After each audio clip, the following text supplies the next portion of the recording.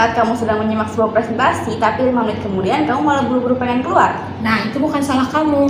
Bisa jadi presentasinya yang kurang direncanakan dengan baik. Oke, standby, kamera ready, sound ready, 3, 2, 1, action.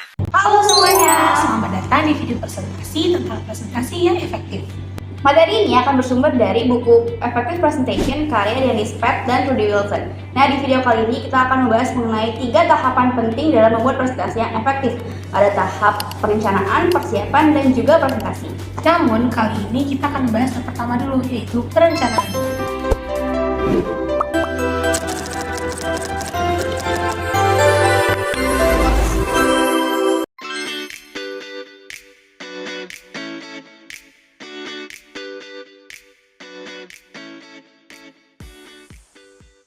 Nah, di tahap perencanaan ada 4 hal penting yang harus diperhatikan. Ada audiens, tujuan, konten, dan strategi.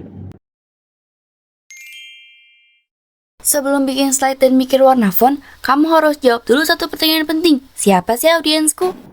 Apakah mereka 5 orang di ruang meeting atau mereka 500 peserta di ruang auditorium? Apakah mereka anak SMA, dosen, atau masyarakat? Nah, karakteristik audiens ini menentukan semuanya, mulai dari tempo bicara hingga jenis humor yang dapat kamu gunakan. Cari tahu sebanyak mungkin tentang audiens dari yang pertama, jumlah audiensnya. Ukuran audiens mempengaruhi cara kamu menyapa, interaksi, bahkan jenis media yang kamu gunakan. Yang kedua, rentang usia. Ini ngaruh banget ke tempo dan gaya bicara. Yang ketiga, latar belakang pendidikan. Apa mereka sudah pernah tahu soal topik ini sebelumnya?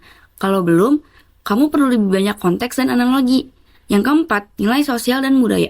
Kadang kita lupa bahwa bahasa tubuh, referensi, bahkan candaan tertentu bisa dipersepsikan berbeda oleh tiap kelompok yang berbeda. Bayangin kamu lagi presentasi soal teknologi kepada lansia. Gak mungkin kan kamu buka dengan jadi machine learning itu, nah maka sesuaikan dengan audiensmu.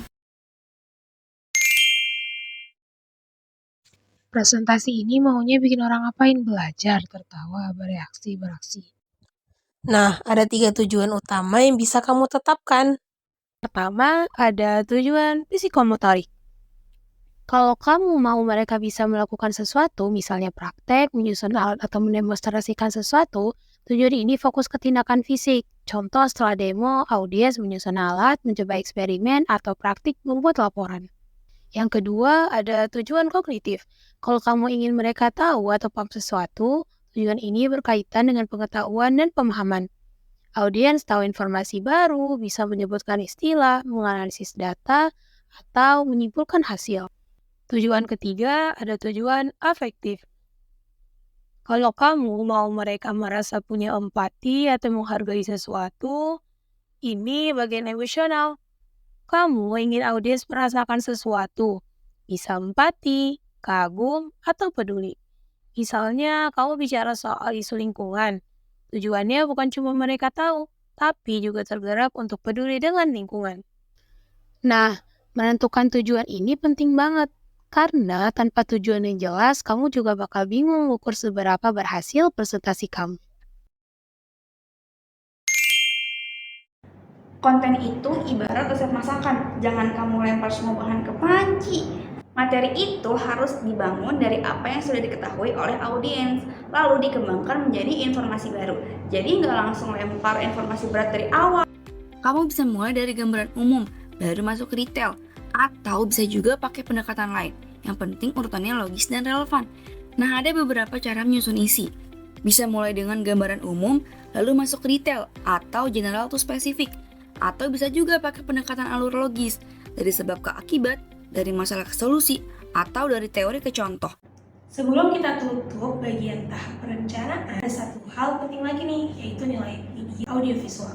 Media bukan hanya pelengkap, tapi bisa jadi alat utama dalam menyampaikan pesan. Kenapa media audiovisual sangat berharga dalam presentasi? Yang pertama, menarik perhatian. Video atau grafik agar audiens langsung fokus ke situ. Yang kedua, menyederhanakan informasi yang kompleks. Grafik bisa bantu menjelaskan data rumit dengan cepat. Yang ketiga, memberi makna pada kata. Gambar realistis atau ilustrasi membuat audiens lebih mudah mengaitkan isi pesan. Yang keempat, mengatasi keterbatasan waktu dan ruang. Jika tidak bisa bawa objek nyata, kamu cukup tampilkan lewat gambar atau video. Yang terakhir, meningkatkan daya ingat audiens. Audiens akan lebih lama mengingat sesuatu yang dilihat dan didengar dibanding yang hanya didengar. Terus, media apa aja sih yang bisa kamu gunakan? Nah, ini tergantung sama isi pesan kamu, karakteristik media yang kamu gunakan, fasilitas yang tersedia, dan juga tentunya preferensi dari kamu sendiri. Nah, berikut ada beberapa jenis media yang bisa kamu pertimbangkan. Ada flip chart, ini praktis, murah dan fleksibel, cocok untuk diskusi kelompok kecil. Lalu ada slide digital, ini ideal untuk menampilkan gambar, grafik, atau teks. Biasa dibuat dengan PowerPoint atau Canva. Lalu ada overhead transparency. Ini bagus untuk ruang terang. Kamu bisa tetap menghadap ke audiens. Lalu ada video. Ini cocok untuk demonstrasi, memperlihatkan gerakan atau menyampaikan cerita. Lalu ada kamera presentasi atau dokumen visual.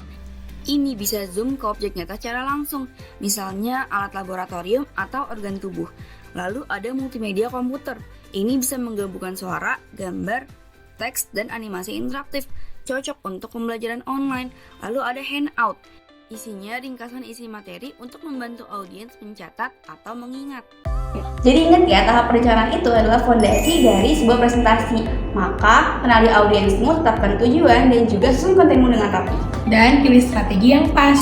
Kalau kamu bisa lakuin semua itu, presentasimu nggak akan cuma didengar, tapi juga dikenang. You make me laugh, you make me feel complete. I never thought that love could be so real. But with you by my side, I know it's true.